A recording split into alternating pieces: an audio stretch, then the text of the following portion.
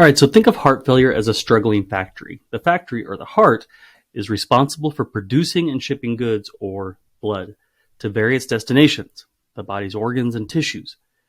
Pumping efficiency, or cardiac output. In a well-functioning factory, production lines run smoothly and goods are produced and shipped efficiently. However, in heart failure, the factory's production lines are sluggish or malfunctioning, leading to decreased output. This means less blood is pumped with each heartbeat. Now, backlog of goods or fluid congestion. When the factory can't ship goods out quickly enough, a backlog occurs. Similarly, in heart failure, the heart can't pump blood effectively, leading to fluid buildup in the lungs or pulmonary congestion and other parts of the body, peripheral edema. Energy crisis. We have reduced oxygen supply. A struggling factory can't power all of its machines effectively. In heart failure, reduced pumping efficiency means less oxygenated blood reaches the body, leading to fatigue and shortness of breath. So we have compensatory mechanisms, overworking staff.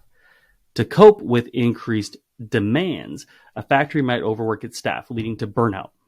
The heart, in an attempt to maintain output, may enlarge, hypertrophy, pump faster, tachycardia, or become more muscular, which can further compromise its function over time.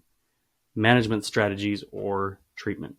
Just like troubleshooting in a factory, treating heart failure involves improving efficiency, which could be medications to strengthen the heart muscles, contractions, reducing backlog, diuretics to reduce fluid retention, and optimizing energy use or lifestyle changes and oxygen therapy.